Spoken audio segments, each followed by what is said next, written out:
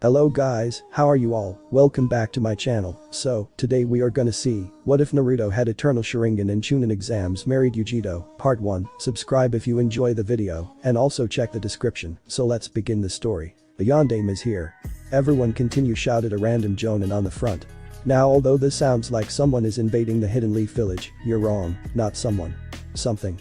Kyuubi appeared in the middle of the village less than 20 minutes ago and has been destroying things ever since, and no one has been able to stop it. Konoha's last chance stands with the 4th Hokage and whatever plan he has. Fuchiu's no jutsu was heard above all else on the battlefield. Even the mighty Kyuubi stopped his rampage for a second to see what happened.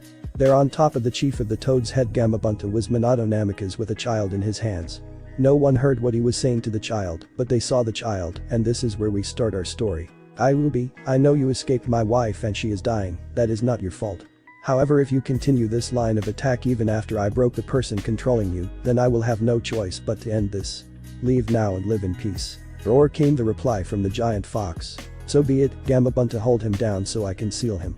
No verbal acknowledgement was needed between the two, they were the perfect team, one knew what the other was doing before they had done it, a skill rarely seen to this day within the shinobi world. Gamabunta jumped high into the sky and fired several water bullets, aimed at stalling the great beast just long enough for him to land on top of him, to hold him for what was needed for what was to come. Today was a sad day indeed. Minato, who was already speeding through hand seals with his son on top of the ceremonial pillar that is used for sealing, shouted Shiki Fujin. All of a sudden he felt cold and could feel death crawling over him. He turned his head slightly to see an image of the Shinigami. Why have you summoned me, mortal? Careful about his choice of words, knowing everyone was listening and not wanting to give his son's identity away, yet he stated, Shinigami-sama, I want you to seal half of Kyuubi's chakra within you, and then I will seal the rest with the 8 trigram seal I designed for him. It shall be done, but the cost is your soul. Do you want to proceed? Yes, Shinobi of Konoha, you will treat this boy like the hero he is for what I am about to burden him with, so Kami help me if I find out you denied my last wish. I will come back from the dead and slaughter you all. Everyone paled listening to this, but already made their minds up to ignore this wish. This child must have been born a demon to contain a demon, they thought. Idiot's logic. The Shinigami reached down and pushed his hand through Minato's chest and reached out towards the Biju, grabbing half of its chakra. It visibly shrank in size to about half the height it was, and a loud cheer went through the crowd as they watched their Hokage seal half its chakra. Wow, what chakra? Walking over to the infant, he placed his hand on his stomach and shouted, Haki no Fukin Shiki. There, it's done. Sleep well, child, for soon you will be needed. I trust none other than you to hold this beast, and one day you shall find out why. Dottie leaned down into the child's ear and whispered, for you are my son, who else would a father trust with a burden such as this? As soon as those last words were uttered, he fell down dead, with the Sandaime Hokage arriving on the scene just after. Everyone return home, take the injured to the hospitals and the homeless to the temporary housing. I am reinstated as the Hokage, he said as picking the child up shining to his office, which was still intact if a little shaken. Sandaime Hokage was placing the child within his crib. He of course knew who this child was, not some orphan off the street as the crowd was led to believe, but the son of a Kage.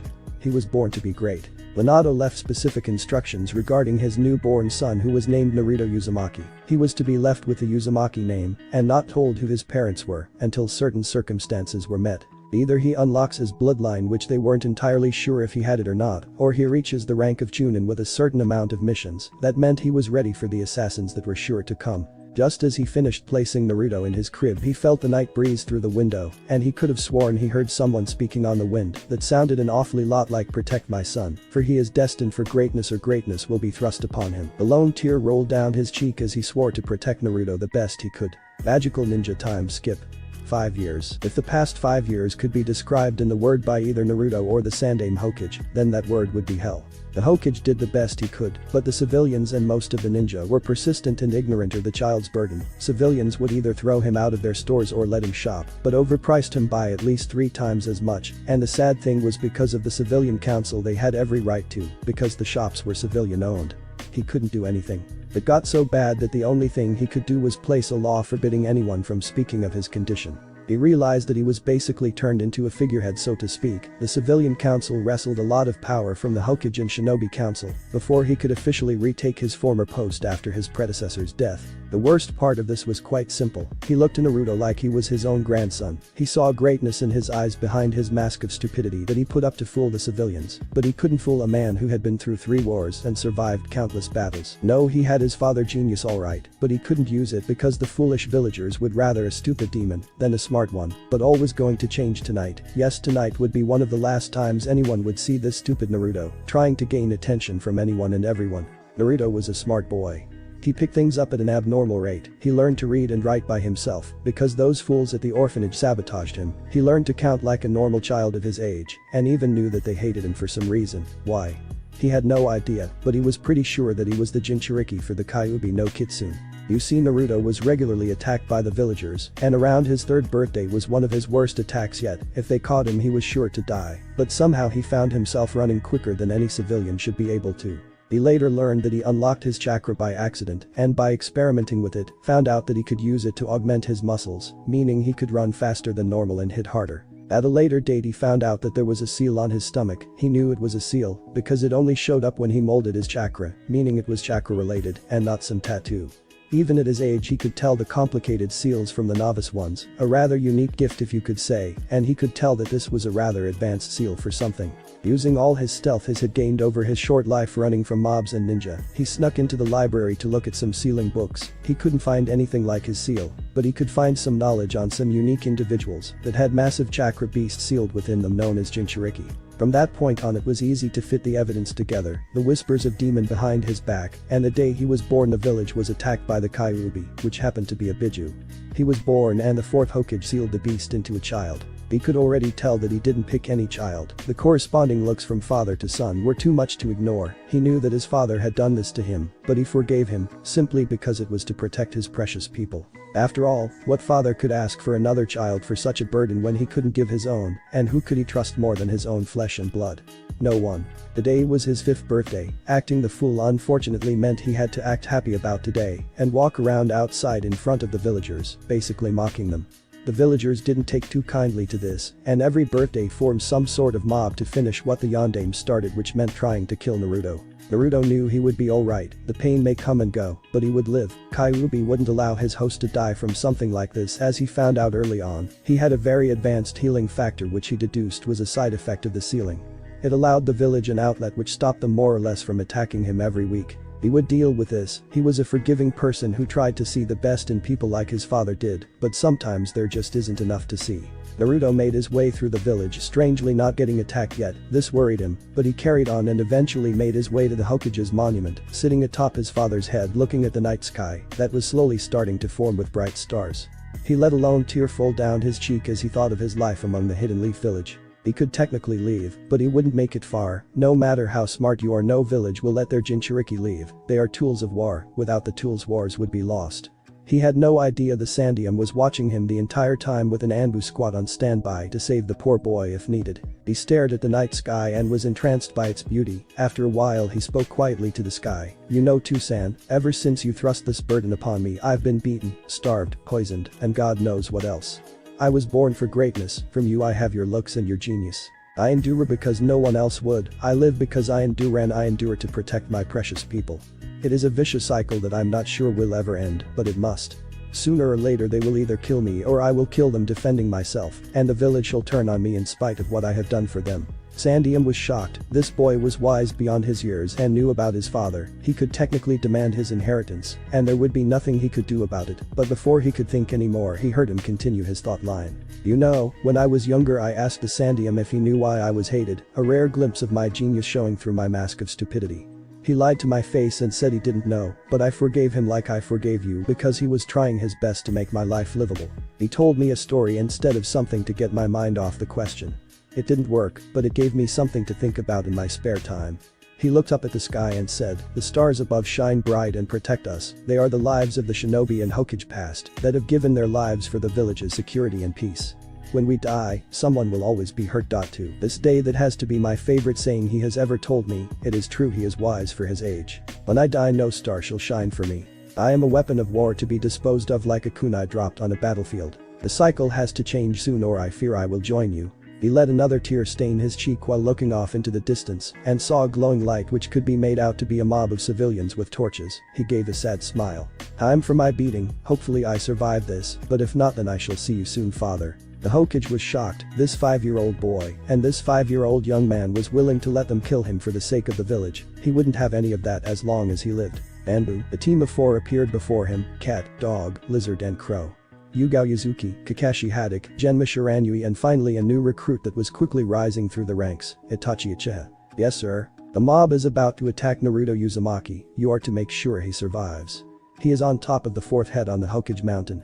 Kill every civilian if needed to ensure his survival. The cycle changes tonight, he shouted the last bit whilst sounding incredibly sad. Hi Hokage-sama, they said in unison. The Hokage slumped back into his chair watching through the crystal ball whilst trying to justify his lack of intervention within the boy's life. What have I done? Sure, I treat him like he's my own grandchild, but it's not enough. I'm sorry Minato. The Hokage watched as Naruto waited, his Anbu would arrive soon, but it would be too late. This year everything changes. Naruto waited on top of the 4th head for the mob to reach him. His impassive face suddenly changed to an unmatched smile that was hard to tell if faked, signifying his mask was in position. They arrived shouting at him. That's when he realized his mistake. Past birthdays he would lead them on a chase to thin the mob, but this year, he was stuck in between a cliff and an angry mob. He was screwed. Looks like I'm coming to you sooner than expected too, San. Hi, do you want to play with me, he said acting like an idiot, hoping they would feel sorry for him and not attack. Unfortunately this was not to be. No demon. You will die tonight, for our family and for Yondaime, he shouted, and thus the beating began, worse than usual. He felt several rib cracks as they kicked him, he spat up a little blood, whilst the Sandium watched appalled by his village. He couldn't help but wonder where his Anbu were. It was too late, a villager decided he was going to be the one to end the demon, but to do so he was going to be pushed off the cliff, with no ninja training. This was a sure death for anyone. Sandium visibly shouted in anger as he watched his surrogate grandson fall to his death. On his way down, Naruto already accepted his fate. He could see the Anbu team arriving on scene to see him fall down, but it was too late, they couldn't possibly reach him in time to save him. He was going to die, and Kyuubi's wrath would be brought upon these fools when the seal breaks. He smiled in the face of death, but that didn't mean he wasn't scared. No, he was petrified. Time seemed to slow down as his vision became clear, but changed to black and white. He thought of the irony of the situation. Just as he was about to die, something happened to hasten his perception of time, so he could spend longer falling to his death. Kami must hate me. He closed his eyes again only to feel pain as he hit the ground. He was blacking out when he heard his name being called by a silver-haired Anbu. He closed his eyes for what he thought was the last time. Inside his seal, Biju was silently weeping for the prone form of the boy in front of him, cursing Madara for forcing her to attack and get sealed into this boy, forcing upon him this life. Then something happened. 2 eyes opened floating in the sky, showing a pair of 2 Tomo Sharingan blaze to life, and he visibly flinched before they shut themselves again. Biju looked down at his contained and laughed. He would live, he was meant for greatness, and this would be the first step. Meanwhile, Kakashi was rushing the poor boy to hospital, whilst his team was slaughtering the civilians. Each of his team was selected for this boy's guard, because they all knew who he was, and had some ties to his father or mother. Kakashi was his father's student, Genma was part of his father's personal guard, Yugao was his mother's student, a Kinjutsu prodigy, and finally Itachi was just smart enough to figure out who the boy was, and treat him like a brother. Oh, the irony that would be coming his way. Kakashi arrived at the hospital with a broken boy in his arms panting. I need a doctor, he shouted. Each came, but when they saw the boy they left until Kakashi grabbed on by the neck and threatened him. I don't care if you don't like him, you will heal him, and so God help me if he dies. You will spend the rest of your life in a wheelchair being fed through a straw by your family. The doctor hurriedly agreed to heal the boy. After all, everyone knew who this Anbu was. What happened to him? He got chucked off a cliff. Even though the doctor hated the boy, he felt that was cruel and visibly recoiled at the answer. You're joking. No. Running a diagnostic on the boy to check his injuries, he was amazed that the boy was still alive. He has several broken bones and a fractured skull, not to mention internal bleeding, and signs of a lot more that was recently healed. Do what you can for him and be quick about it, he snapped while thanking Kami that the demon healed most of his container's wounds. As he was healing the boy, the Sandaime Hokage rushed through the door and had an angered look on his face. Kakashi, what the hell kept you from getting there in time? You left 5 minutes before it happened. You're a ninja for Kami's sakes. Sir, my team was held up by a team of 20 ninjas that had blank face masks like Anbu, all dead. We didn't have time to take a prisoner. Anzo? He will pay for this, maybe not today or tomorrow, but he will pay. How's the boy? He is healing at an extraordinary rate even for him, I don't know why. No use explaining why, he is unpredictable and most likely has nothing to do with it, but no point looking a gift horse in the mouth. Kakashi, I need to talk to you outside. Doctor, keep healing him and don't stop. Kakashi followed his leader outside into the hall where he took his time to explain, obviously under a silencing barrier, what Naruto had said earlier. Kakashi was obviously shaken by the boy and his genius, but visibly disturbed when he was told how Naruto smiled in the face of death. No one, not even veteran Anbu operative, smile looking death in the eyes. It's just not natural. Whilst they were discussing this, a shockwave of chakra shot out of Naruto, covering him in the potent chakra. Inside the seal, Naruto was beginning to stir when he realized he felt no pain and groaned as he tried to move his stiff muscles. He opened his eyes and looked up, but almost immediately noticed he was in a sewer. Great, the Shinigami's stomach is a sewer, who would have thought? He heard laughing from behind him and turned around to see a giant nine-tailed fox. They stared at each other for a couple of minutes before Naruto broke the silence. Sup? This and that, some interesting things recently though. So, I can't be dead since you're here, which would most likely mean I was hurt so badly that I entered the seal on my stomach with my consciousness. Pretty much, at least you aren't stupid. Thanks, I guess. So anyway, I can change this dreary place to something a bit more hospitable. The Kyuubi just shrugged whilst watching his container closely. In truth, he knew how to change it. Seriously, what 1,000-year-old demon didn't? But this was a test for him. Naruto just sighed whilst concentrating. He was going to take a shot in the dark here. Immediately the sewer was replaced by a valley with long grass and a forest on the horizon, a lake off to the right whilst a house in the center with a park bench in the garden. Naruto just smirked. That's better. He looked at the wide-eyed Kyuubi whilst snickering to himself and thought about something. If I somehow let you out of the cage, you weren't going to try to eat me or something, right? Kyuubi just stared at him for a minute before nodding, not trusting himself to answer. Cool. And just like that, the cage was gone whilst a collar with a paper tag which was the seal was in its place. There you go. I know living in me hasn't been the best, but you might as well enjoy what you can. That's it. No questions. Not wanting to know why I attacked or anything. Not even your parents. Why did you attack? And I know about my father, I mean seriously. Who the hell doesn't notice a look-alike? But can you tell me about my mother if you want? Long story short, I was forced to attack after being ripped out of my previous container, who happens to be one of your mothers, and she died obviously because of the birthing, but also because of me being ripped out of her. I was forced to attack by Madara Uchiha, somehow still alive, but I don't know how. Well, that sucks. Wait, hold the phone. Did you say mothers as in plural as in I have two? How the hell did that happen? Well, considering you're quite smart, I'll skip the bird and the bees and go straight to it. Having me and your mother with a seal that wasn't the correct type for her, because it was rushed when I was being transferred to her from the previous container. Nito Uzumaki made her for a better choice of words. Barren. Will that happen to me? Will I be able to have kids when I'm older? Yes, your seal was also rushed, but it was designed with a lot of time beforehand. When your father found out she was pregnant, he always looked ahead in these types of things. Smart man. Okay, carry on. Well, you see, it goes like this. Just because she couldn't conceive a child didn't mean she couldn't give birth to one. Mikoto Uchiha, your mother's best friend, donated an egg and it was implanted within Kushina. Your parents went and got down and dirty, and her the beast smirked at his disgusted face of his parents. So which one is my real mother? I would say both, one allowed conception whilst the other allowed birth.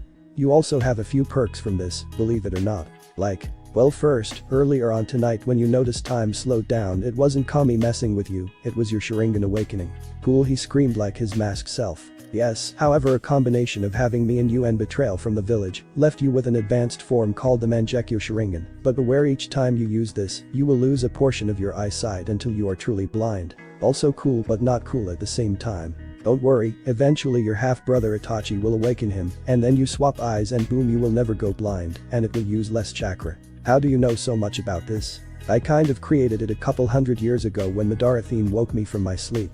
He was a Hyuga branch member and wanted to be free of his curse seal. At the time I was still a bit groggy from sleep and thought, hey, what the hell, and used my chakra to mutate the Byakugan into the Sharingan. Sort of made a small mistake though when I mutated it too much and it awakened a curse for the Dojutsu. Well, that's good and bad.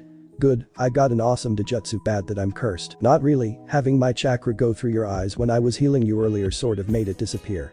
Anyway, the curse is simple. When one of them watches someone they love get hurt, they will do anything for power to help that person survive, hence they are rather known as power hungry. God damn it, that means Mikoto-ka and Itachi are going to be power hungry. Not really, I've seen a few that rise above the curse, and they both are two of them. By the way, when you have kids, even if it's with another Uchiha, your DNA will be overwritten to end the curse. Okay, anyway, what's your name?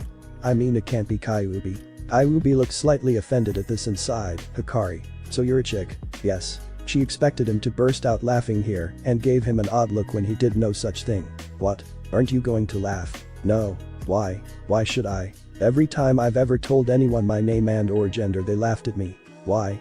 I know plenty of powerful women. Boo. The Kunoichi of this village for one, well not the fangirls, but you get the idea. Touché. Anyway, I'm going to take a nap under that tree where the sunlight is shining just perfectly because this is my mind and maybe wake up in the hospital later and see one of my mothers after that. Hikari just nodded and left him to his own devices. Naruto was laying in his hospital bed while a squad of Anbu walked into the room with the Hokage. Crow. Yes, sir. Please get your mother, it's time for some truths to come out. Itachi raised an eyebrow from behind his mask and nodded before Sunshine home to pick up his mother. 20 seconds later she was there with Itachi looking rather annoyed. Crow, did you wait for your mother or did you grab her and shunshin here? Itachi kept very quiet and shrunk into the corner under his mother's gaze. What can I do for you, Hokage-sama? Hiruzen and Makoto had always gotten on well because unlike most Uchiha she wasn't born with the holier-than-thou attitude of the rest of the clan, and they both knew Minato and Kushina, which was also a plus. Makoto was a 29-year-old woman who didn't look a day over 20, she was 5 feet 7, quite tall for women nowadays, wore a battle kimono, because while she was a retired shinobi, she kept up with her training, and was ready for anything, and had long purple hair and coal black eyes, the eyes of an Uchiha. It's time for some truth to come out. Anbu keeps guard of this room, no one is to come in. Itachi, stay and remove your mask. All the Anbu nodded and did as they were told before Itachi removed his mask. Putting up a silencing barrier he took a deep breath and decided to start. Makoto, what I'm about to tell you is going to make you hate me, but it was in Minato's will the same as Kushina's. Naruto is your son. Wide eyes and immediate reaction. This was big, this was huge. This boy here who the villagers vilified and abused physically and physiologically was her son and Itachi's brother. How? Well, remember when Kushina asked you for that favor when she was trying to have a kid? Well, Naruto is that child. You told me he died. As I said, it is in their wills to tell you this. I wasn't meant to tell you until he was either Chunin or if by chance he unlocked your bloodline, but with his eyes blue instead of black, we thought that would never happen. Why are you telling me now? Well, I heard him earlier today sitting on top of his father's head. He knows everything except who his mothers are, he figured it out himself. He has his father's genius, but acts like a fool to let the villagers have an outlet. Of course I didn't know this until tonight, when the villagers cornered him on the mountain and violently beat him before chucking him off the cliff. That's not the most disturbing bit of it, he actually smiled as he was falling, like someone who didn't care. She was now in tears, what was technically her son as well as Kushina's was being beaten like this, she never knew. She had tried to adopt this boy several times because she saw him on the streets and her motherly instincts kicked in for some reason, but now she knew why. I heard the wisest saying I've ever heard from a civilian from him earlier today. He was sitting on the mountain looking up at the stars talking to his father. He talked about how his father thrust this burden upon him, yet how he forgave him, and then it came, he said something I will never forget. I endure because no one else would, I live because I endure and I endure to protect my precious people. It is a vicious cycle that I'm not sure will ever end, but it must. Itachi was normally a pacifist, not really shinobi material, but he knew how to kill. He was trained to kill, he was trained to be a weapon for his clan, but today he found out he had a little brother and was truly happy. This saying though, made him shed a tear for the first time in years. His little brother was already so strong enough to endure his life alone without him or his mother. Makoto openly cried and hugged the sleeping form of Naruto whilst crying into his chest. This continued for another 10 minutes until Naruto began to stir. Makoto jumped off her newly found son and watched him begin to wake until he started screaming. He opened his eyes to show the world his 2-tomo Sharingan, earning a gasp from the crowd, but he wasn't done. His Sharingan morphed into something rarely seen within the Uchiha clan, a Mangekyo Sharingan, a 3-pointed triangle which curved inwards whilst the center of the triangle merged into a hexagon around a pupil. After a few minutes of screaming and being held down, he stopped and breathed a sigh of relief as the pain disappeared. He looked around the room and saw one of his Anbu guards with a strange woman that he had neither met but also the Hokage. He stared at them for a minute before saying sup. They were all still staring at his new eyes and ignored him. Why are you staring at me? Ignored, he started to get annoyed. Quit it. He saw them staring at him still, and they seemed to be looking at his eyes. He felt some chakra drain, which meant his Sharingan was active, so he cut the chakra, and everyone suddenly snapped back to attention. Makoto rushed him and hugged him tightly, hoping that he was real. She squeezed until he uttered a pained yelp and suddenly let go, fearing she might hurt her son. Not that I don't appreciate the hug, but who are you? I know Itachi from behind the mask, even if he doesn't think I do, and the Hokage, but you? She took a deep breath and said, "I'm your mother." He promptly fainted. They all laughed. 5 minutes later and he was back up and was rubbing his head. "I could have sworn you said you were my mother." "I did. So you must be Makoto Uchiha." They all look surprised by this. "Yes, how did you know?" "Well, Kyuubi could see Kushina-ka through the seal when she asked for your favor, and I also have the Sharingan and Mangekyo. By the way, did you know my mindscape was a sower?" That just wasn't cool. They all stared at him blankly. "What? How long have you known?" "About me? Since I got knocked the hell out and met Kyuubi. Nice girl once you get past the 50 feet tall thing." His stomach growled and he sighed. "She's moaning about being called tall." He grinned as he continued, "About Kyuubi being sealed inside me. And my father.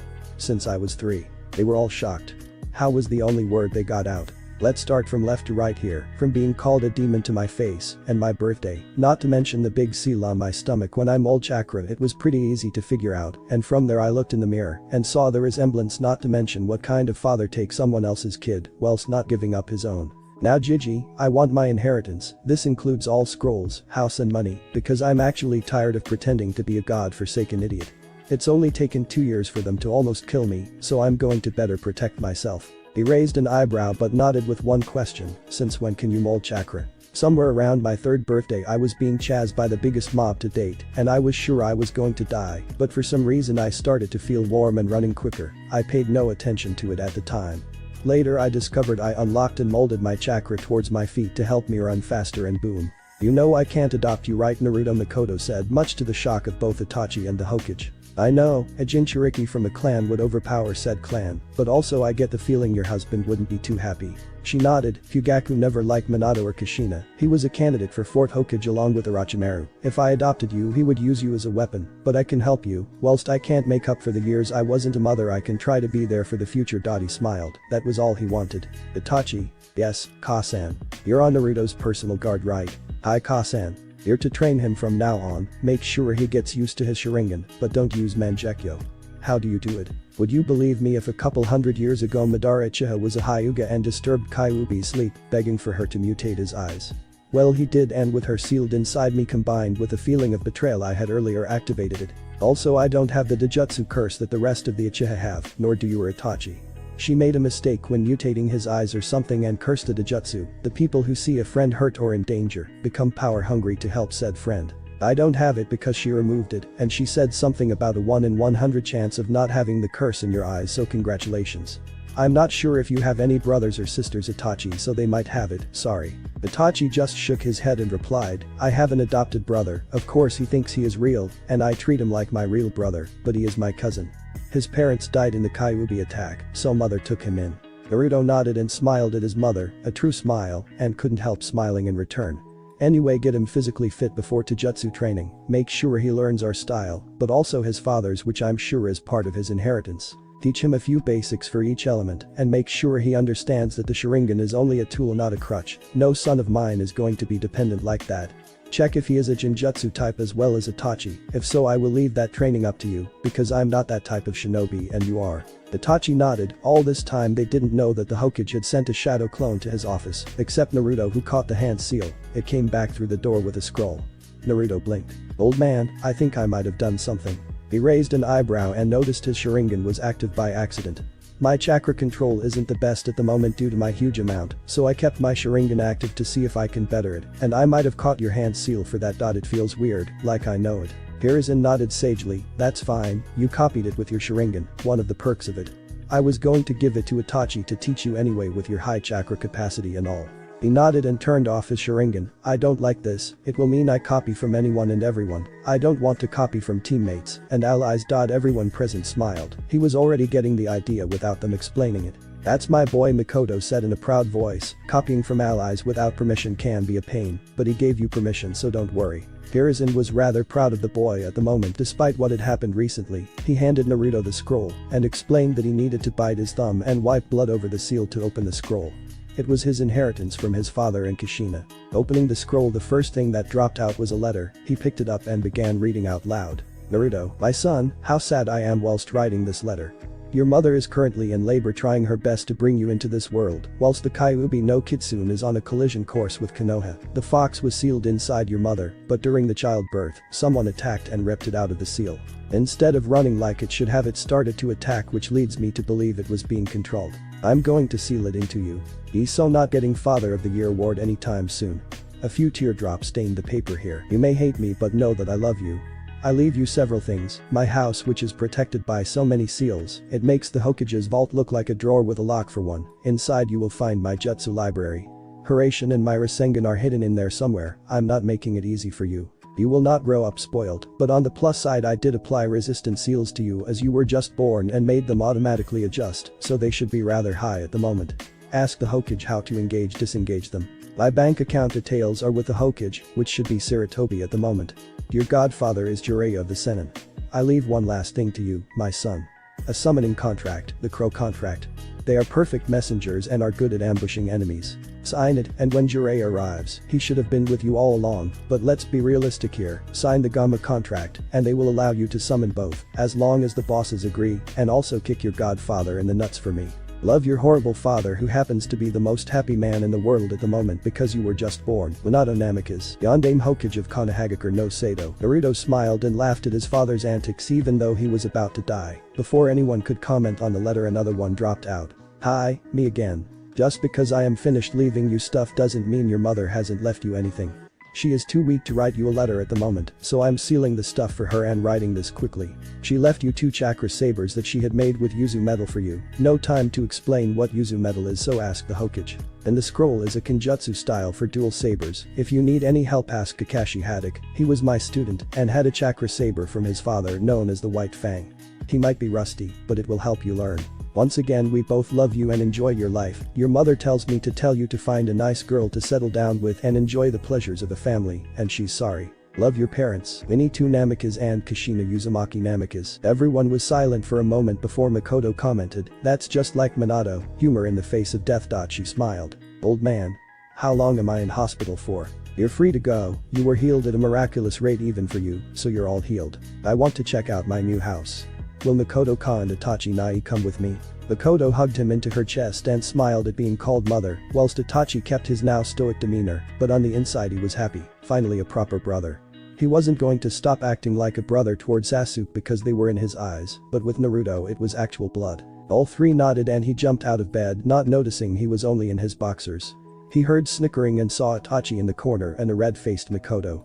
He looked down and saw he was in his boxers and just smacked his head. Well, this is awkward. He just carried right on getting dressed, not really caring he was too smart to be embarrassed by something as small as this. He went over to the scroll and looked in the slot named keys and channeled a bit of chakra into it, and out came a set of keys and a map to his new home.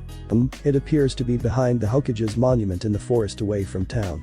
That's good for me. I do like some privacy. Itachi nodded and grabbed his new little brother and mother and Sunshine D to the top of the Hokage's monument and was joined a second later by Hiruzen.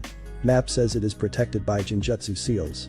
Only he could find it unless you know where to go. Beforehand, Dottie walked off into the distance with them following him and carried on down a path into what looked like a cave. This is a Genjutsu seal to look like a cave. Whatever you do, walk straight forward even if it's dark and you will arrive past the seals. No one could see, but each nodded their heads and continued straight, soon walking through what seemed like a dead end of the cave. When they reached the end, they came upon a wooden gate that appeared normal but was covered in seals and an 11 feet high brick wall that looked like it was built yesterday. Naruto whistled. Impressive gate. They nodded, agreeing with him. He looked at the map for instructions and did as it said. I have to cut my hand on the gate and then apply chakra to the swirl by the gate to change its locking feature to my chakra signature. They heard a click and the gate opened, revealing a rather well-kept garden. Well, this is odd. Anyone been here? None have been here since Minato. I didn't even know where it was. He chuckled. He was a secretive nonsense. Tell me about it. I wonder why the garden looks so kept. Probably got too lazy and invented some seal to preserve the garden in some way. I wonder if the training grounds are like that. Let's hope so. Itachi said, thinking about the fun he was going to have torturing his little brother. Naruto shivered for some reason, he couldn't tell, but he thought it was something to do with the smirk and gleam in Itachi's eyes. Oh boy, I'm screwed. Exploring the rest of the house, they noticed that it was all rather clean and well kept. It was a 2-story house, but had several bedrooms, a living and dining area with an outside onsen for the summer, and a downstairs bathroom. One of the bedrooms was converted to a small armory. Naruto openly gawked at his new home, it was better than any he had lived in before. He smiled at the portrait in the hallway of a several months pregnant Kushina and Minato, with his arm wrapped around her protectively. The others came up behind him and smiled as well. They went outside to check the training grounds out back and found a large field that was covered with several dummies and logs, all with the same seals as before. Somehow I think I'm going to like it here. Makoto and Itachi smiled, it was getting pretty late now, about 11 at night, and after all the excitement today they were all pretty tired. I think I'm going to crash on some bed upstairs, you're welcome to stay if you want. Sorry Sachi, I can't, I need to get back to the house, so Fugaku doesn't moan. Itato, I have Anbu duty to finish. The Hokage has granted me leave starting tomorrow. I will be here with you to train you away from prying eyes, and mother can check on us when she wants. Okay nice. Naruto didn't notice Itachi's lips curve into a small smile, and Makoto openly smiled at the exchange. She knew how Itachi always wanted a little brother, but she didn't want another child with Fugaku for him to turn into a weapon or a Min Fugaku, which Sasuke was becoming. Their marriage was slowly falling apart. Fair enough, it was an arranged marriage to help the family become stronger, and she was technically the clan head, but didn't like the clan head business. She would take back the clan head seat one of these days and divorce that idiot. We'll be going then, get some sleep. Tomorrow is going to be fun. Itachi walked off with a small evil laugh, whilst the others shuddered. That laugh meant pain, as Naruto was going to find out tomorrow. Why do I suddenly feel the need to write a will? They both shook their heads, no idea about Sachi. Naruto. Before they left, Makoto turned round and gave him a hug and said, I will give Itachi some cookies to give you tomorrow, since I doubt you can cook, and it will help tide you over till I come round in the evening helping you learn to cook. Hi Ka-san. Good boy. She turned and left, leaving a very tired Naruto who just walked upstairs and fell on his parents' bed fast asleep, all the while being watched over from above by smiling figures. In heaven. Kushina, our son is finally happy. Baka, he was sad because of you. Lame Madara theme. She smacked him on the back of the head and smiled. Her son had a mother, and although it was not her, it was her best friend who technically counted as his mother. It was enough to make her happy. I don't know how I felt about the mountain earlier, but I think he will get over it now. The question is, will the villagers? Nope. The next day, 7 o'clock, Naruto was sleeping peacefully, fully dressed after yesterday, when he felt someone drop something on him and hit him in the stomach.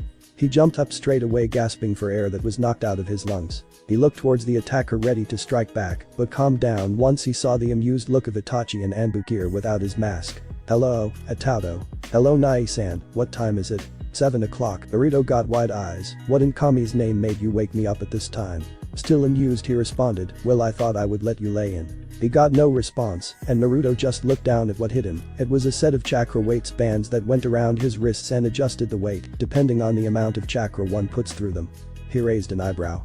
Seeing the unasked question, Itachi decided to elaborate. Just because you have had a resistance seal on you since birth is no reason to not try harder. Lesson 1. There is always someone better than you, so never stop training. He nodded and placed the weights on each wrist and leg. Good, now don't run chakra through them yet and follow me. He nodded once again and followed him out back to a big tree. Lesson 2. Power is nothing without control. You have raw power with your amount of chakra, but no control. Learn control. Itachi seemed to grin. How his grin threatened to split his face at this point in time.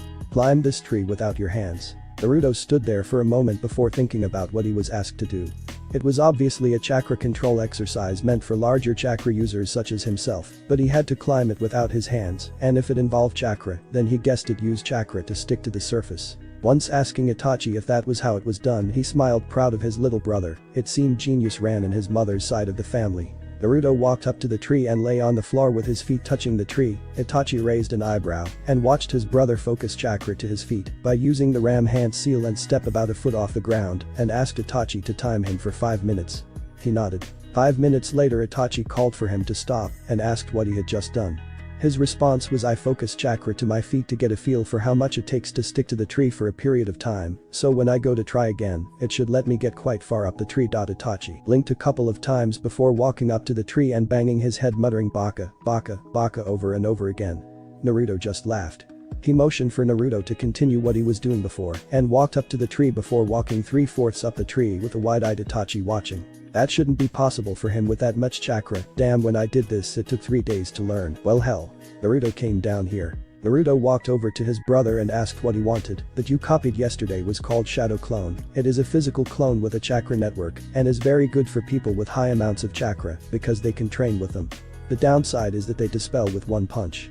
Make as many as you can so I can see how many there are. Inside his seal, Hikari was just waking up and heard the conversation via their connection and laughed. This was going to be funny. Page Bunshin no Jutsu. The field was covered, actually covered in smoke, and Itachi couldn't believe his eyes. There had to be hundreds. 2 words summed up his expression. Holy shit. What? This is a Kenjutsu because the chakra needed for it and you just made around 300 and are not winded at all. I'm just special. Everything they learn you learn, however, never dispel them all at once. You will get brain damage that not even Kyuubi can fix. Yes, sir, he mockingly saluted. At working, I want tree walking and water walking done by the end of the day. Dispel 10 clones every 20 minutes to advance the clones. When complete, come find me for water walking. The clones went about their business whilst Itachi sat watching his little brother's army. He was so proud of him already.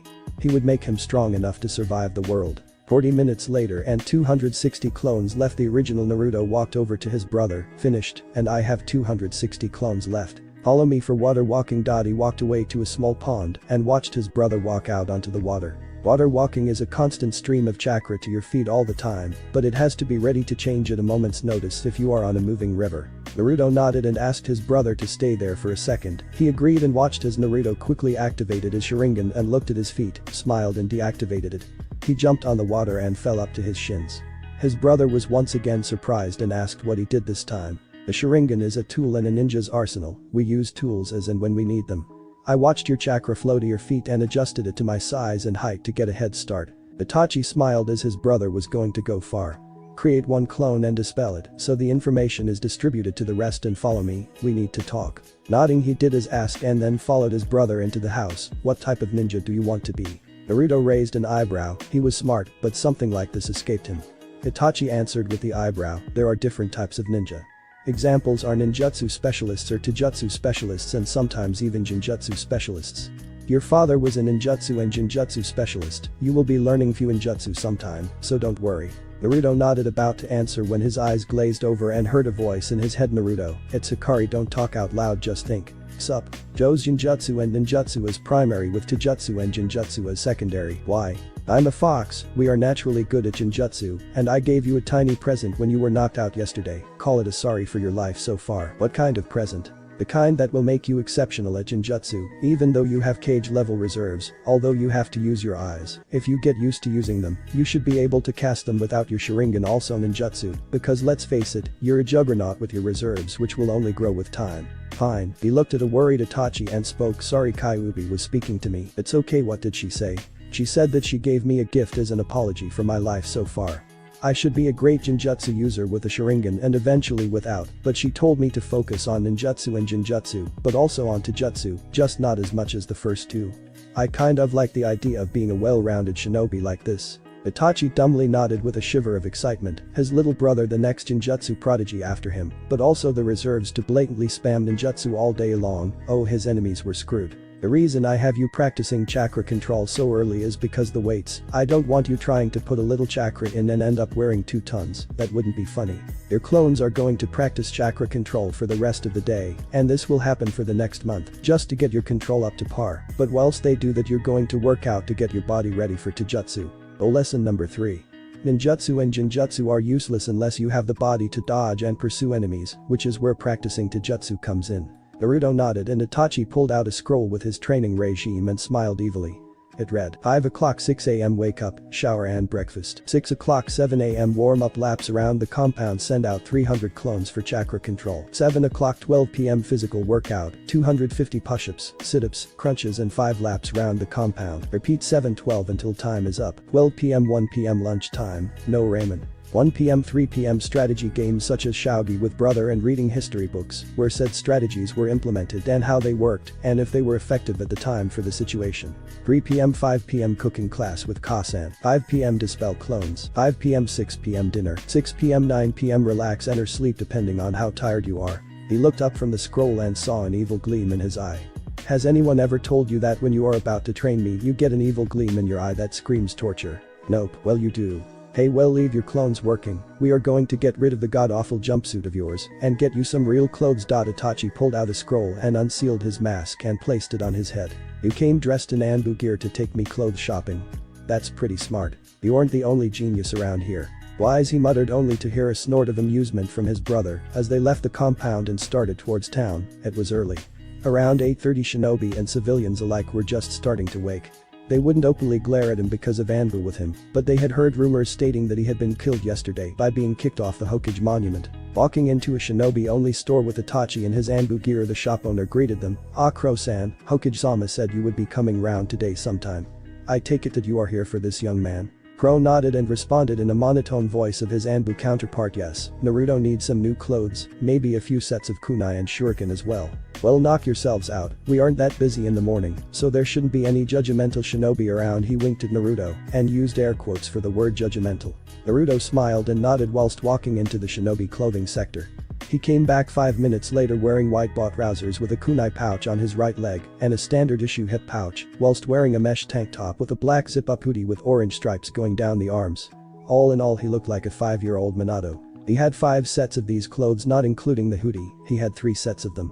He picked up a set of kunai and shuriken with a ceiling scroll and went to the checkout. When it came out at a set price, he went to pay and the man said, "No need." The Hokage put it on his tab. He nodded in acceptance and made a mental note to thank the old man later. They spent the rest of the day practicing chakra control and kunai throwing. Itachi left again in the evening, but not without leaving him a bowl of cookies from their mother, obviously with one missing. Naruto was quite content with his new life within the past few days. He had family, he had met the Kyuubi, and was on relatively good terms with her, well, good terms as you can get with a giant fox stuck in your gut, and he got to spend time with his older brother. But to top it all off, he was finally learning right, like he should have been from an early age. He was currently having a rather nice dream about ramen. Yes, although he acted like an idiot with a ramen addiction, he actually liked the food, just not all the time, but it was one of his favorite foods, considering with the civilians not allowing him to shop at their establishments that he couldn't taste variety. His dream was suddenly called to a halt when he felt someone enter his bedroom. He reacted on his newly found instincts that were bashed into his skull by Itachi, and using his right hand, he grabbed the person's wrists, whilst with the left hand, grabbed a kunai that he now slept with, and poised to strike the intruder's throat with the kunai. He stopped an inch from the person to note an amused look on his older brother's face. "Itachi." Taking a note out of his younger brother's book, he replied simply, "Sup.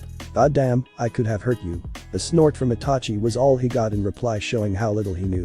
For the past 2 weeks, Itachi had been training Naruto. He kept the training schedule the same, but allotted a small period of time to teach him henge, so he could buy produce from civilian shops without being chucked out of overpriced. Of course, the stupid civilians couldn't tell the difference, but the ninja gave him some rather amused looks of respect for being able to use henge at his age. Naruto soon learned that Itachi was a nice person, but cold to people he didn't know, or if he was on a mission. To his family, however, he would protect them to the best of his ability. Naruto had come to respect that about the older boy. Makoto came round every day and helped him learn how to cook, and like everything else, he took to it rather quickly, learning all the basics of cooking and a balanced diet for growth, which was also important towards his taijutsu training. She had stayed at his house for a full day watching her newfound son train, and she couldn't be more proud. Not only did he understand what she and Itachi were trying to say about ninja who specialize, but also understood that a Sharingan did not mean instant victory like most of her clan came to think. No, he practiced whatever he learned. Naruto soon found that he enjoyed life more than before. His body was quickly becoming quite fit for his age, and if he took after his father, which it was quite clear that he did, then it would mean that the Hidden Leaf village would soon have another speed demon on their hands. She was currently watching her son meditate to calm down after a stressful day of training. Everyone had a way to keep stress to a minimum within the shinobi careers. Kakashi had his porn book, Guy had his patented flames of youth, Asuma and Hiruzen smokes, and she doted on her family as much as possible. She just had an idea about how he could keep stress to a minimum, and smirked whilst calling her eldest over to speak to her. "Itachi, what do you think of Naruto taking up pranking?" "Say what?" "Well, Kushina and Minato were both pranksters, and I think it would be good for him to train in stealth early on, not to mention that it would help him have an outlet against the village, whilst being constructive and advancing his training. I think it's a good idea as long as his orange jumpsuit comes back out for his pranks. If you can hide in that thing, then you can hide anywhere." "Agreed. He will prank people on his time off. Do you think we should tell the Hokage?" "Nah, I'm sure he will find out on his own." They both looked at each other and smirked before calling Naruto over to explain the situation. "So let me get this straight, you want me to train my stealth by pranking people? Wearing my orange jumpsuit?" They both nodded and pretty much instantly regretted it, because he had a smirk that sent chills up their spines, and heard an evil laugh with the sound of thunder behind him. They both had the same thoughts. What have we unleashed? They looked at each other and shrugged before going home and to bed whilst Naruto planned his first prank. A few days later they were all called into the Hokage's office and noticed the Anbu guards were struggling to keep in their laughter. The third Hokage was sitting behind his desk in his battle armor. He smiled his grandfatherly smile and welcomed them. "What can we do for you today, Hokage-sama?" "Well, you see, I seem to be having an issue with my Hokage robes, and I thought you could shed some light onto this issue and how it occurred." They both nodded before he got up from his desk and led them to the cupboard in the corner of the room. Opening the cupboard, you could clearly see his normal Hokage robe and hat, except they were dyed neon orange. Instantly they burst out laughing, which happened to continue for another 5 minutes before they settled enough to talk to the Hokage. "My bad," Itachi said. "You're bad? Kind of. How so?" Shifting slightly on the spotty side, "We wanted Naruto to train in stealth, so we told him to go pranking people in his orange jumpsuit without getting caught. Apparently you're his first victim. Do you have any idea what you've unleashed? He is exactly like Minato and Kushina when it comes to this. He won't ever stop." "Oh, the paperwork." Both snuck away whilst he was crying and I'm tears with a sweat drop on the back of their heads. Pranks such as this continued for the rest of his training. 2 weeks later he had set up his title of Prankster from Hell. At the end of his 1-month physical training they stopped for a break whilst discussing what was going to happen next. "Your physical training is up for the moment, but that doesn't mean you stop. You will increase your warm-up by double with the now chakra weights, since your control is decent enough to use them without wearing 2 tons instantly." Naruto groaned. If his physical training was up, then what was he going to be doing now? Upon voicing his question, Itachi smiled and said that he was going to teach him a few basics from each element, but went into explaining elements. Elemental jutsu is a jutsu that is aligned to an element, allowing a person to use it easier. An example of this is most Uchiha have a fire element, which makes it easier to use the Great Fireball as a rite of passage for people within the clan. Some people have 1 or 2 elemental natures. Sometimes if you're lucky you get 3, but I doubt that will happen since it's like a 1 in 1,000 chance. Naruto raised an eyebrow at this as if to say, "Really? Before we start, tell me, what is the difference between learning a jutsu and mastering one?" Naruto took a moment to think. Learning a jutsu was obviously learning the hand seals related to said jutsu and learning how to mold the chakra for it, so mastering the jutsu should have been 1 step above that. He voiced his confusion to his older brother, who smiled. Learning a jutsu is how to perform the jutsu, however on a battlefield, if 2 people use the same jutsu with one of them mastering it to the point of not needing all the hand seals for the jutsu, then who would win? The master. Good, so I will show you one jutsu today, and you will spend the next week with your shadow clones, mastering it to the point that you need less hand seals. To do this, you will need to use the jutsu hundreds of times, and then feel how the chakra is molded within yourself. Once you know how to mold the chakra with hand seals, cut 1 seal down and continue until you get to the end of the week, and then show me your progress. "Okay." Naruto smiled and nodded happily. Itachi started him on his first Kaiten jutsu, Kaiten. Nikakik no Jutsu is simple C-rank jutsu where the user gathers chakra in his or her lungs and sprays it out of their mouths in either a fireball or a constant stream or fire. And so the week passed with Naruto constantly spamming the C-rank jutsu. This not only helped him master the jutsu to a higher degree than normally, but they found out that his jutsu was stronger than normal, which indicated a strong fire nature. Naruto forcefully expanded his chakra reserves as well, due to falling to chakra exhaustion nightly. The good thing about housing Kyuubi was that his chakra recovered quickly and allowed him to get up the next day and do the same. It came to the end of the week, and Naruto was training around 8 hours a day with 200 clones. He dropped back from 300 because he wanted more chakra to be distributed to each clone. It was safe to say that Naruto had firmly mastered this to an extreme degree. Itachi and his mother were sitting on the ground watching him and called him over. "Naruto, you spent the past week training with 200 clones on this. Tell me, how far have you come?" Naruto smiled and explained, "I got it down from 7 hand seals to 2, but for some reason I couldn't get past the last one." Both older Uchiha smiled at him with a smile that was full of pride. Mikoto chose to explain, "Naruto, you will never be able to get to the last seal. No one can unless they have an incredibly high affinity for fire, as is the same for any other jutsu. You have mastered this jutsu, so show us how good it is." Naruto smiled and ran over to the dummy that was 25 feet away from his family. He didn't want them getting hurt obviously, and made 2 hand seals and took a deep breath. Exploding from his mouth was a fireball that looked like a miniature sun, 13 feet wide. The dummy never stood a chance. He turned round to see his mother and brother clapping and couldn't help but smile at them. He had worked hard for this, and his determination had paid off. "Well done, Itato, I'm proud of you. Arigato nai-san. And what more is that you've just broken a record previously held by me. That jutsu is a rite of passage within the Uchiha clan. I was the youngest to learn it ever at 7 years old. You beat it and now hold the record, congratulations." Mikoto was watching the exchange with pride in her eyes, although she wasn't sure if anyone would ever know that he was her son, until he felt ready to tell the world she was proud of him. This is how the next 2 months went. He learned 4 other jutsu within that time and mastered 2 of them to the same degree, except his lightning jutsu. His lightning jutsu was incredibly strong, which led them to believe that he had a primary lightning affinity with a secondary wind and fire, all of which were incredibly strong offensive elements, but he lacked a defensive element. This didn't stop him from learning any defensive techniques with the Sharingan and then practicing them still. An example of an earth technique that he learned was quite simply Doten Dorakeki, which was a standard earth wall that was pushed up from within the air, with the user slamming his hands into the ground. This is a B-class jutsu, so no matter what, it took a considerable chunk of chakra for anyone to perform this, but for someone aligned to a different affinity, let alone the opposite of Doten, then it would easily eat twice as much chakra. Naruto continued with this technique with 200 shadow clones for 2 weeks instead of 1, and eventually got it down to the point where he could use it with the normal chakra consumption rate, but had to use the full amount of seals necessary. He also learned a water that required a nearby water source to envelope the user in a barrier of water to protect against a fire technique. The more chakra you pump into it, the more water is used, thus providing a decent defense for most fire techniques. Naruto kept up his physical training as well, and Itachi finally decided he was fit enough to learn some of the Uchiha clan's fighting style, known as the Interceptor Fist, which was designed based around the Sharingan and its predictive abilities. Itachi also explained that the Interceptor Fist was also designed to train a Sharingan user's eyesight to advance their Sharingan anywhere from 1 to 3 tomo, which naturally made Naruto happy, because although he had his Sharingan activated, he still only had 2 tomo in each eye, and was hoping to get to the 3rd tomo sometime next year, by the time he started the academy.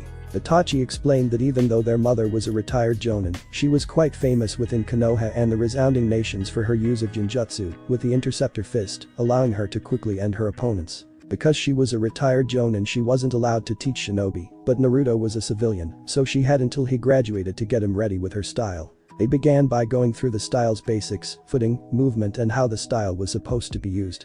The enemy was to attack first, and you were to respond quickly thanks to the Sharingan, and quickly disable them. Naruto clearly stated that he didn't want to use clones to boost his taijutsu prowess with his style, because although they could use muscle memory to advance quickly, he wanted to learn his family styles without what he considered cheating. A week later he had the basics down, he could stand and fight at a basic level of a newly graduated Uchiha Genin, which was something for his age. He practiced for hours on end, only using shadow clones, when he finally got the katas down himself, so it wasn't cheating when learning, but keeping his skills fresh. He found the work grueling, and when he almost gave up he continued with the thought of getting better to protect his precious people. He would not give up, not again. Itachi and Mikoto were both watching him as per usual, and having a small discussion about him. I swear genius runs on your side of the family, Ka-san. Yes, well, he has his father as well who was a genius, so I suppose it's only natural. I would label him a prodigy at the rate he learns, but we both know he wouldn't like to be labeled as such. What do you think of his taijutsu? I think he has learned as much as possible until he grows taller. We forget he is only 5, so he isn't tall enough for the more advanced katas. Genjutsu then? Yes, I think we will work on his genjutsu and chakra control until he is about 8. That should allow enough time for him to grow into a healthy boy with a decent body necessary for taijutsu. Agreed. Naruto, get over here, Itachi shouted. He walked over, taking a drink from a canteen full of water, and looked at them. We have decided that until you are older, around 8 or so, your body will not be able to advance within the Uchiha taijutsu style, so we will work for the next 3 years purely on chakra control and genjutsu. Who knows, maybe we can look at the theory behind jutsu creation to give you something to do in your spare time. Okay, I understand. Okay then, but first we need to see the Hokage about a training partner for genjutsu. Mikoto and Naruto looked at him like he grew a second head. Sometime later, Naruto, Mikoto and Itachi were in the office of the Hokage. Ah, Itachi, how are you today? I'm doing good, sir. Good, Dottie said whilst placing a silencing barrier around the room. Itachi, please report to me what has happened in the last 3 months of Naruto's training. For the first month he learned what physical exercise meant in every meaning of the word. He still continues these exercises daily with added weights. We never got round to disabling his resistance seals. We were meant to ask you that today. Ah yes, I was wondering when you were going to ask. Simply focus your chakra on your seal in your stomach and do the genjutsu release to disable them. To re-enable them, you have to focus the chakra again and say what level you want. Naruto nodded in understanding. In the next 2 months I taught him 5 ninjutsu, 1 for each element. It seems that he has lightning as primary with wind and fire as secondary. Each jutsu except ones that weren't of his element have been mastered to use less hand seals. The Doten and Suiton both have been mastered to a degree where they take only the normal amount of chakra but the full amount of hand seals. He has learned the basics of the Uchiha taijutsu style but can't learn any more until he grows taller, which is why we are here. Turns out Kyuubi gave him a gift, and apparently he is going to be a great Genjutsu master someday with his eyes. So we need a Genjutsu master to give him tips etc. for help. I was thinking of Kurenai, she is a Chunin, right? He nodded in understanding. Yes, I will call her right away to help, but understand if she doesn't agree to keep it secret, then she won't be helping. Understood. Anbu, find me Kurenai Yuhi and bring her here. 5 minutes later and in walked a 5'2" 13-year-old version of Kurenai Yuhi, dress and all. Ah, Kurenai-chan, thank you for coming. She walked in nervously whilst eyeing the people in the room. She knew the little boy, of course, who didn't know him, and she knew Itachi, the prodigy of prodigies, but didn't know the woman. Kurenai, this is Naruto Uzumaki, Mikoto Uchiha and Itachi Uchiha. Hello. We were wondering if you would like to take part in training a budding Genjutsu master for the next 3 years. Of course it would be in the village, and it would be secretive, and whatnot, so whatever happens is an S-class secret between you, them and me. Understand? Hi Hokage-sama, I would love to help another Genjutsu user, who is it? He smirked in amusement as Naruto stepped forward and waved in a Kakashi-like manner. Sup? Is this a joke? What were you expecting? I don't know, but not a 5-year-old. This 5-year-old will be better than you in Genjutsu by the time he is your age. Her mouth fell open. How was that possible? She worked relentlessly on her chakra control. How is that possible? I worked for years to get the control necessary for Genjutsu. Shadow clones. What? Oh, never mind, it was classified as a Kenjutsu, so I guess you wouldn't know of it. Let's just say my furry little friend gave me a present. She looked at him blankly. She didn't know of the Kyuubi because she actually followed the rules, but she still heard the whispers behind the boy's back. She heard how he was tossed off the Hokage Mountain 3 almost 4 months back and disappeared from public light. The civilians were convinced he was either dead or hospitalized in a coma, but the shinobi knew better. They knew he was biding his time, except for those god-forsaken pranks that never led back to him. Fine.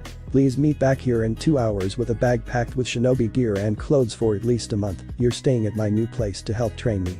Sorry if you don't like it, but you will change your mind later, Dottie said with a knowing smirk. She nodded and sunshine away. Naruto raised an eyebrow. Okay, next new jutsu to learn and master is the magical ninja teleportation jutsu. Naruto said with barely restrained glee. Everyone in the room gave a soft laugh, but they could understand, it was a really useful jutsu, and whoever made it should be praised as highly as the log.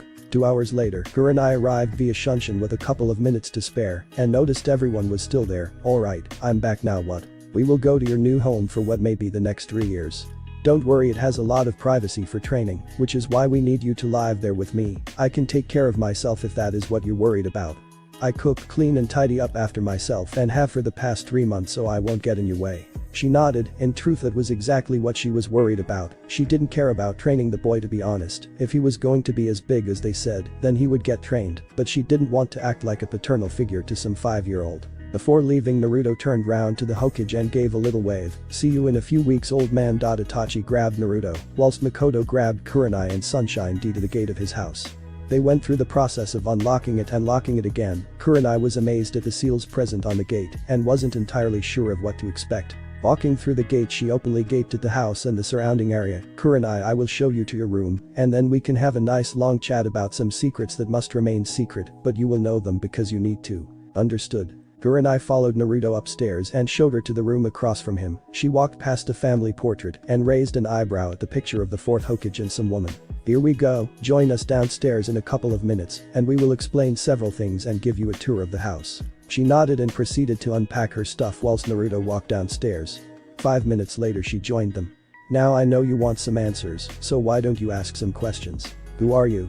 Naruto Uzumaki Namikaze Uchiha. Her jaw dropped again. This was the son of the 4th Hokage and was part Uchiha. She was starting to see why he was going to be talented. Why do people call you a demon on the streets? He sighed and ran his hand through his hair. 5 years ago my father defeated the Kyuubi and sealed it inside me. I am a prisoner and she is the inmate, but they can't seem to understand. Well, that's wait, did you say she? He nodded and she thrust her fists in the air screaming girl power. Mikoto smirked. Any other questions? Who is your mother? Kushina Uzumaki and Mikoto Uchiha.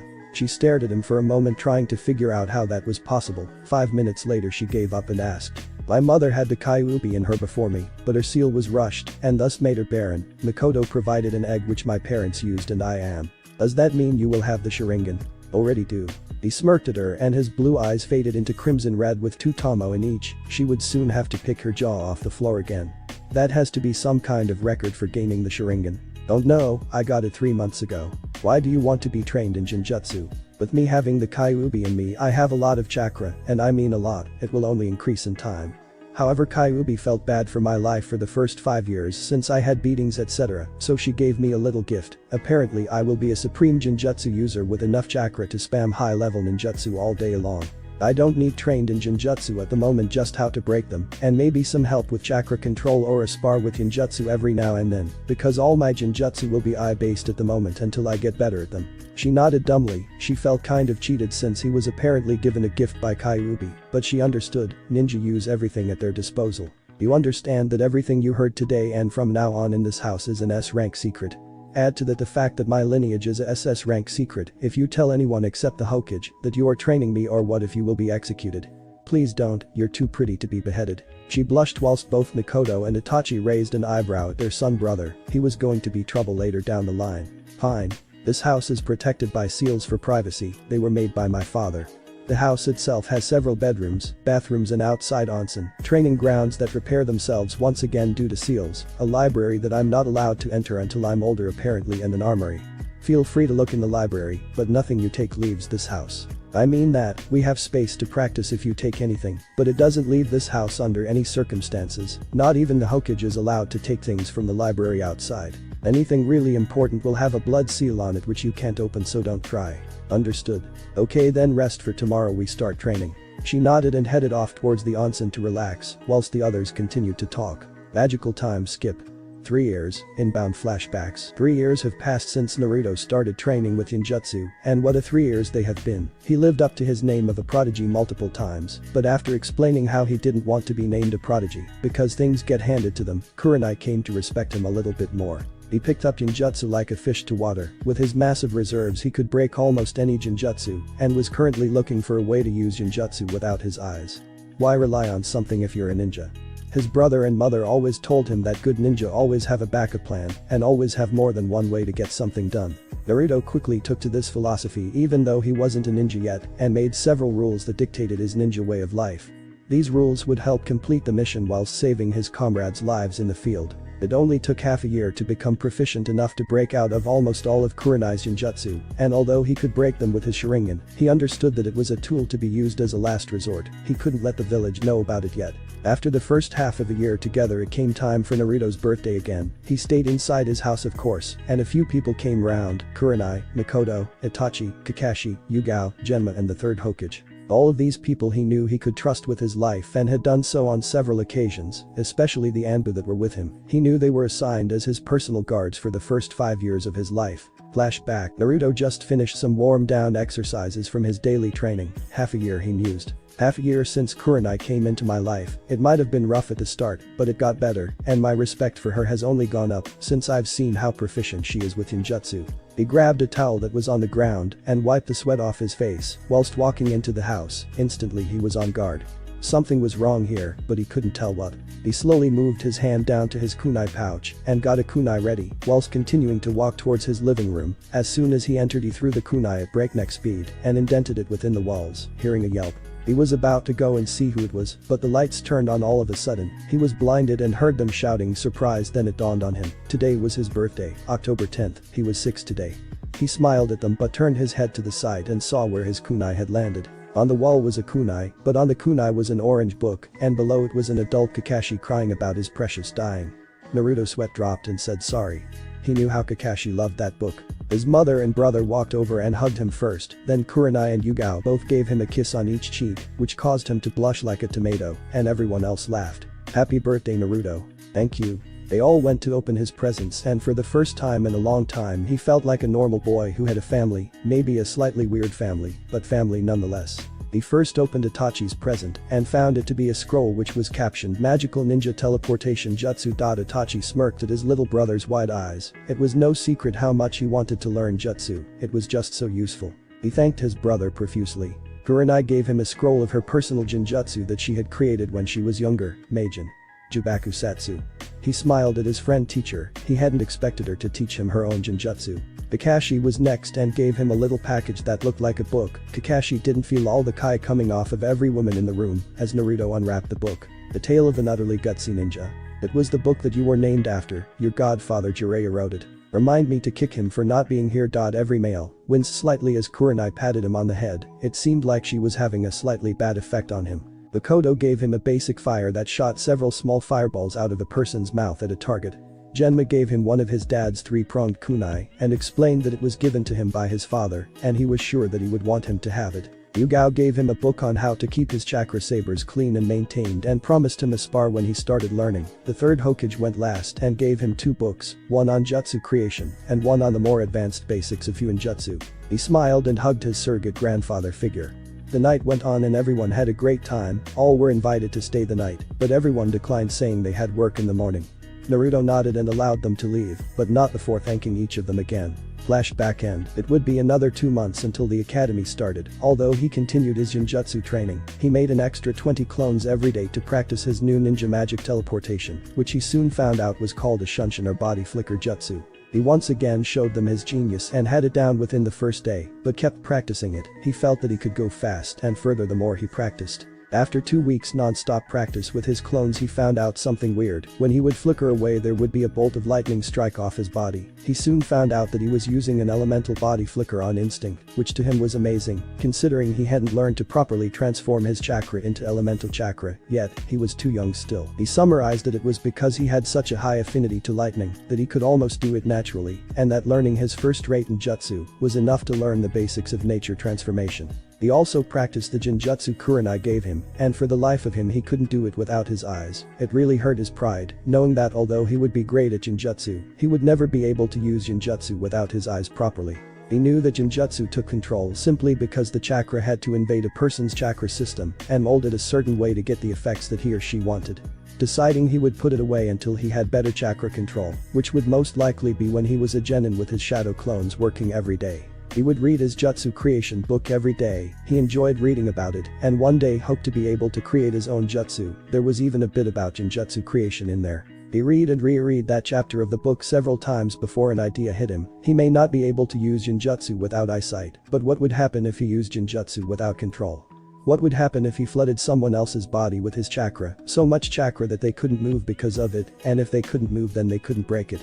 Even if they could move, he doubted they could release it, because the Genjutsu release method needs a high chakra level, that the chakra that was introduced to his or her system, and even if they could move it, would still slow down their movements. He smiled at this thought. He could create an Genjutsu hybrid such as this for people who had such a high level of chakra that they would never be able to use Genjutsu effectively. This could be a start of a revolutionary breakthrough with Genjutsu.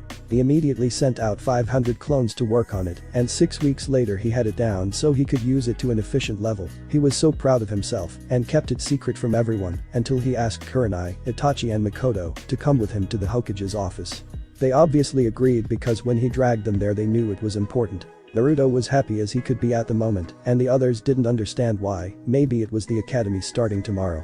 Hikari was sitting inside the seal by the lake watching through her container's eyes and was quite happy with what he had done. She saw potential for this against any Uchiha he ever had to fight and was glad he made this early on. If his chakra levels increased, then this would help him against Madara when the time came for them to eventually fight. Barging through the door, Naruto had a smile on his face, and the Anbu guards did nothing since they all had outstanding orders to let him through at all times. Hello Naruto-kun, why are you so happy?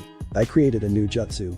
Everyone in the room raised an eyebrow at this and wondered what the little genius had made, especially Kakashi, Yugao and Genma, who were hiding on the walls as his Anbu guards. Well, I have some free time, why don't you show me?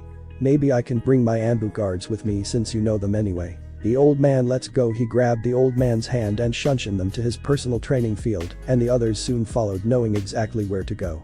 The Hokage groaned. He wasn't used to being the one to be shunshined. It was usually the other way around. Everyone arrived seconds after them and Naruto asked for a volunteer. The Hokage said he would do it, since if it was anything deadly he had the best chance to get out of it without any pain. Naruto waved their concern off, explaining it was a Genjutsu.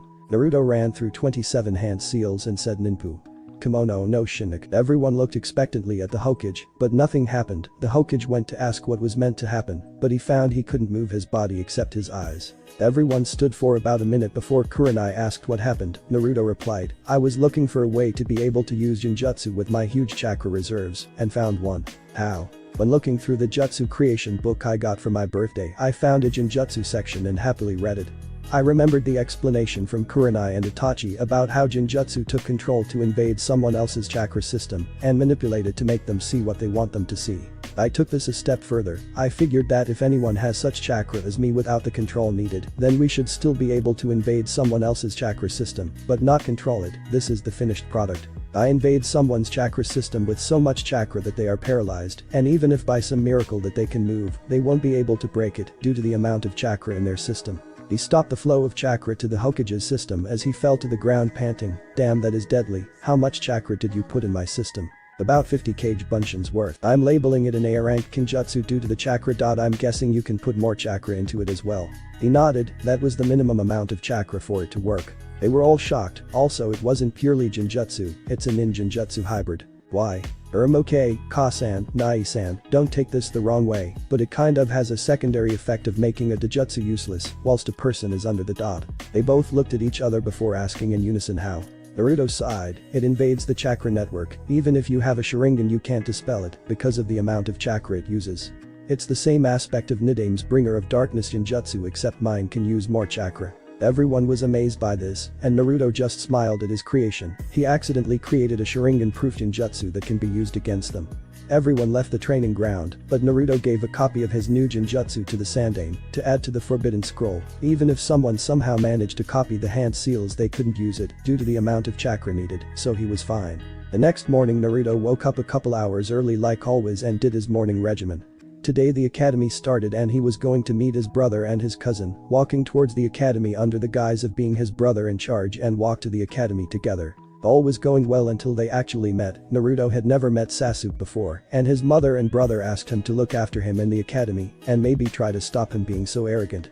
He asked why he was arrogant, and they responded saying that her husband wanted a weapon that acted like an Uchiha. He thought Itachi failed as a weapon, so he was trying to mold his cousin into one. Itachi openly snorted at that. His cousin had skills sure, but he was nowhere near Naruto's level, and Sasuke was training at the age of 4 before Naruto. It was safe to say that he would have his stepfather's holier-than-thou attitude and was probably already falling for the Uchiha curse and didn't realize it. According to Itachi, he hadn't activated his Sharingan either, which was slightly disappointing. By the time Naruto entered the academy his weights were around 20 kilograms apiece, except his wrists were set to 25 for hand seal training. Walking up to Itachi and Sasuke, who seemed to be waiting for him, he waved hello and saw his brother smile, whilst his cousin scowled. "What kept you dope?" Naruto inwardly growled, not wanting to start something, and just ignored it. "Itachi, thank you for waiting for me. I'm sorry I took so long, but on the way here I met Kakashi and he took me for a tour on the road to life. Unfortunately we got lost together and had to find our way back." Itachi fell mid-step, mumbling something about Kakashi being a bad influence and how he was going to hide his Icha books. Across town Kakashi felt a shiver go down his spine. "I feel a disturbance in the force, must be Naruto getting me in trouble again. Let's go, we don't want to be late, right?" They both nodded and walked towards the academy in a comfortable silence, ignoring the glares towards Naruto. It seemed that after almost a year the civilians realized that he wasn't dead, but changed his clothes. Idiots. His older brother warned him of things in the academy being extremely slow, and one of the worst fates that young men can befall, fangirls. Naruto had already talked to his mother about this, and she explained that fangirls were the worst of the worst, and if he ever considered dating one, she would knock some sense into him.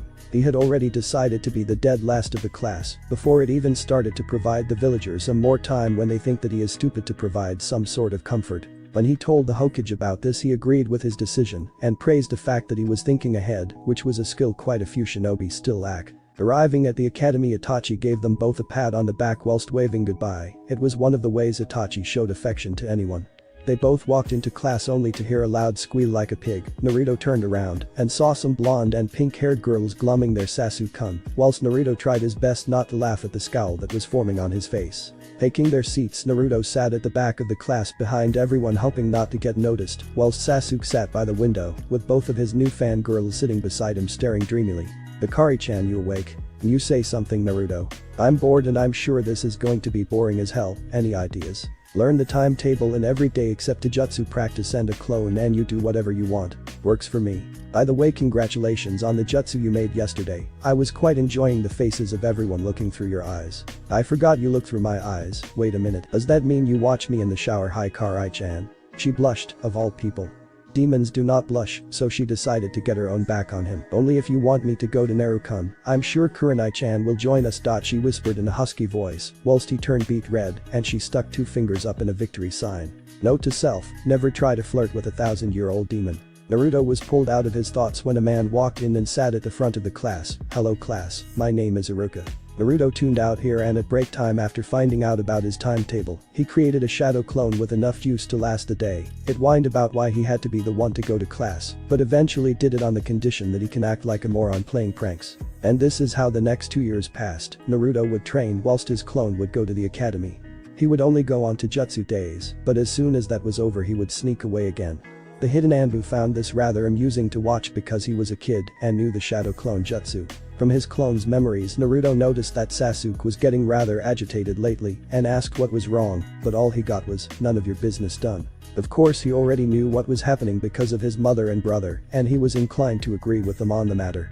It turned out that the Uchiha clan was split down the middle. Some were not happy with things since Hikari attacked, and others just didn't care. They were planning a coup against the Hokage and the council to take control of everything and in the end use Naruto as a weapon, like hell was Itachi and Makoto let them do that. It was getting rather close to the date now, and talks had all but failed with the Uchiha clan. Naruto was worried that the elders would force the Hokage to do something drastic, and his fears were confirmed when Itachi came to see him 2 days before the extermination of the clan commenced. Itato, you know about the coup, right?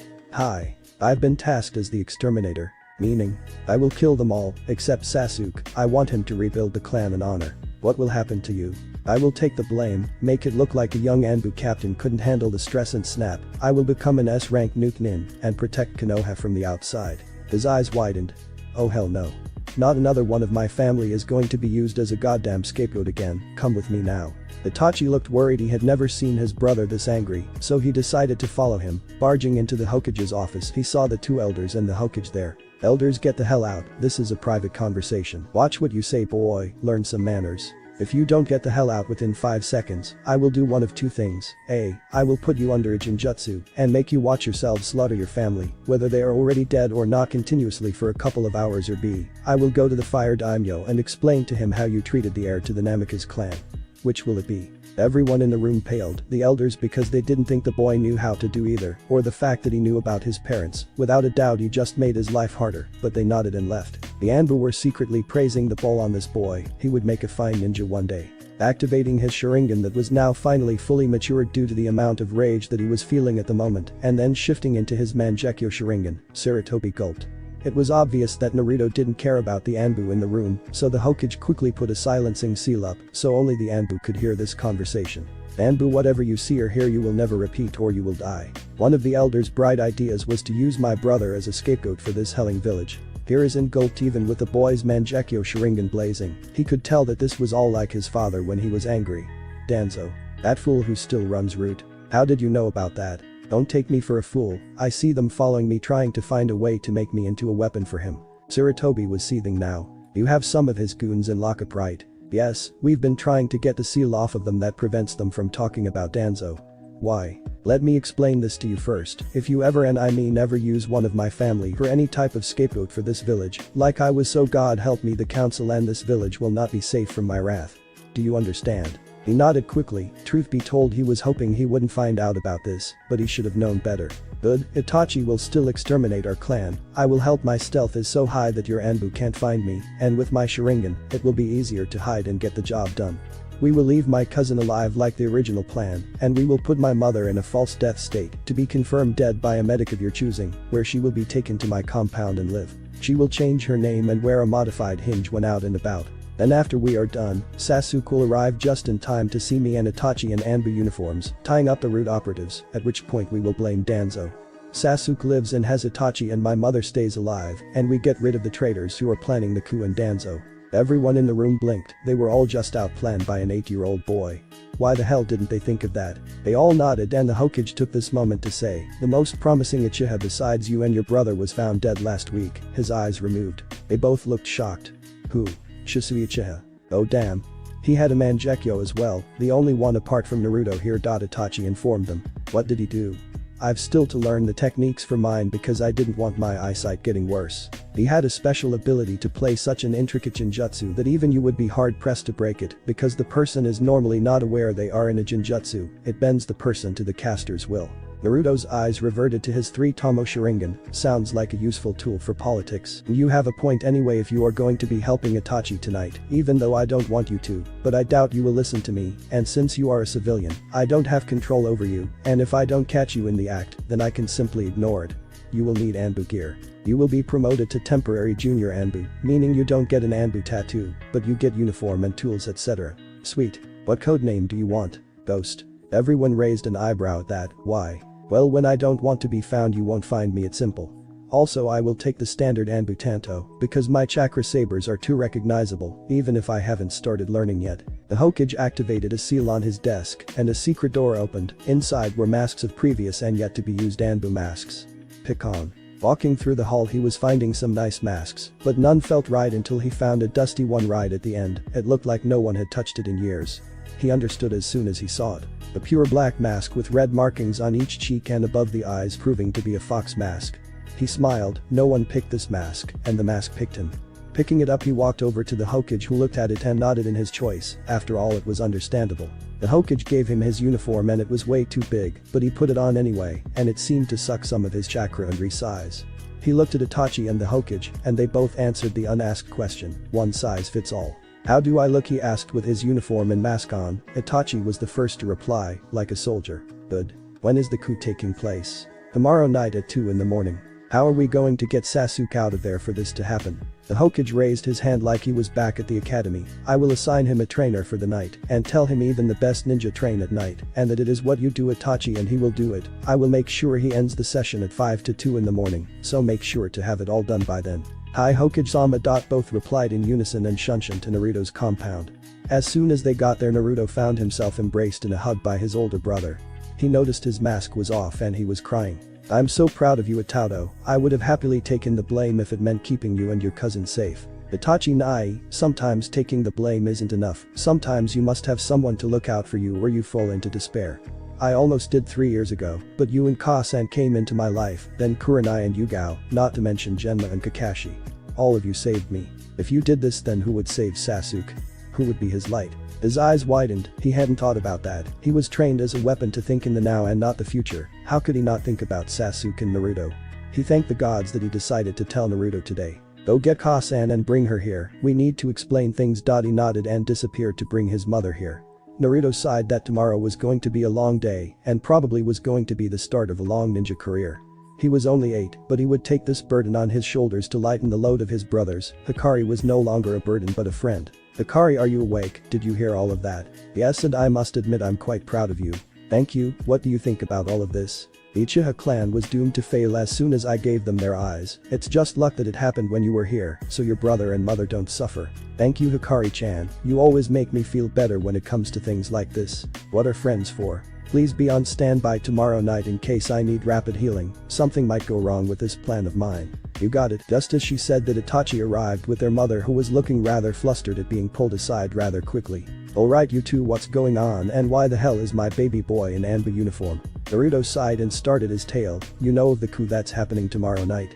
Well, it's not happening now. Makoto brightened up at this and asked why. Itachi and Naruto looked at each other before sighing. They do that way too much at the moment. The honorable elders coaxed Sarutobi into exterminating the clan. You would have died, even though you had nothing to do with the coup and were against it, and the only one that would be left is Itachi and Sasuke. But Itachi would be held responsible and turn Nukenin protecting Konoha from the outside. He would be registered as an active ninja with wonder rights like the, except he would be classified at SSS ranking and secrecy. She looked shocked and looked at Itachi to see him still crying from earlier. I'm sensing a but here. But he told me beforehand and I might have threatened the elders and Hokage into submission with a new and better plan.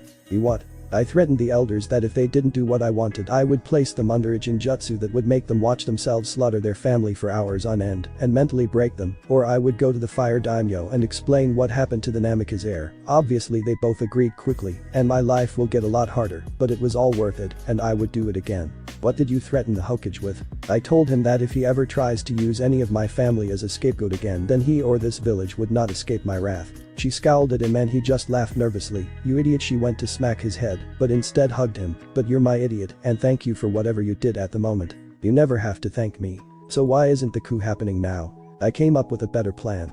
"How?" "Danzo isn't as smart as he thinks. He thinks I don't notice those fools with blank white Anbu masks with the symbol northeast on them following me to make sure I don't turn on this village. The fool. It took me a day to find out who and what they were just by looking at the achievements. His little Anbu unit are now the scapegoats.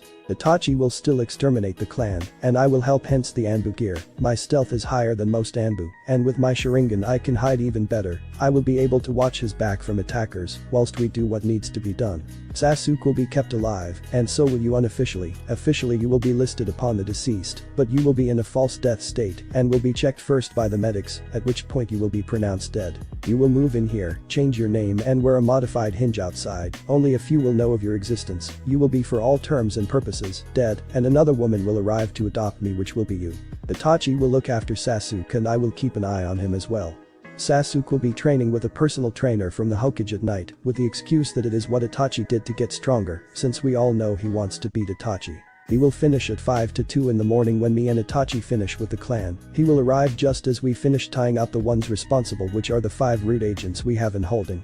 Danzo will be forced to flee or die, and the Uchiha clan lives on. The Kodo stood there with wide eyes at the plan. "How long did it take you to come up with this?" 5 minutes. Once I heard who it was that coaxed the extermination. It was Danzo, so he must have something to gain, and I'm thinking that it is all the Sharingan eyes, so me and Itachi will be sealing up their bodies as we go to prevent any of them getting into the wrong hands. It will be played off as Danzo trying to gain more power, and the secret will be held with us. Danzo won't talk because although he wants to be Hokage, he still loves this village even if he doesn't show it. She hugged her 2 sons at the same time and cried, "I'm sorry you two have to do this. No one should have to do something like this. It is for the good of the village, and we will still have each other." She nodded, and they parted ways, getting ready for tomorrow night. They signed yet again. This was going to be a long 2 nights, and he hoped that he could live with what he had to do. "Pro, are you ready?" "Hi Ghost, you are my backup, watch my back. Killing is allowed, but only do it if you need to protect me, or if one is about to blow or cover. These are not our family, remember that. Family doesn't betray family." "Hi Nai-san. The old man has cleared the route for entry for us, and all Anbu know to stay away from this sector tonight. It is currently 10 PM and we have just under 3 hours to do this. Let's get it done." Seconds turned to minutes, minutes turned to hours as the night went on. Blood was everywhere but no bodies. They couldn't take the chance that they were being followed by Danzo and his men. 2.5 hours later they finished all but Itachi's immediate family. They both looked at each other and gave a tired nod before jumping to the roof. They still had half an hour before the coup took place, and Sasuke was nowhere in sight, which they were thankful for. Dropping from the roof and hanging from the ceiling via chakra, they watched as their mother and father were sitting down talking. She was stalling. Nodding to each other, they dropped to the floor silently and stood behind Fugaku Uchiha. They stopped talking. "So Itachi, you have chosen your path." "Hi to-san. How many are left?" "Sasuke, you, Mum and my brother." Fugaku's eyes widened. "Brother? Hi. Where is he?" "With us here. He helped me tonight so that the burden didn't fall to me alone, and for that I will be forever thankful. Allow me to see this child then." Itachi nodded to his brother, who took off his mask as Fugaku turned and gasped. "You. Hello, Fugaku. Who is your father?" "Minato Namikaze." He growled, "That fool. He helped doom this clan even in death." Naruto put his mask back on, and through the eye holes you could see his fully matured Sharingan. Itachi chose this point to continue. "Sasuke will live. You chose your path, don't waver now son, but know 2 things. 1. I am proud of you even though I never acted on it. 2. Sasuke will fall to his hatred for revenge and eventually kill you both. Then so be it, we will be waiting." With that he stabbed his father through the heart and cried before a burning pain at the back of his eyes appeared. He wanted to scream but couldn't because his brother had his hand over his mouth. Their mother looked on in shock. Itachi's eyes changed from a 3-tomo Sharingan to a 3-starred Pinwheel Manjikyu Sharingan design. Itachi calmed down after a moment and his brother hugged him. "Welcome to the club." He nodded, understanding what happened. They turned to their mother. "I'm going to hit you in your neck. When you wake up you will be in my house, and I will probably be asleep, okay?" She nodded. "Ka-san, I'm sorry for what happened that night, and I love you. I love you too as well." She felt a sharp pain in her neck and noticed a small senbon piercing it before she blacked out.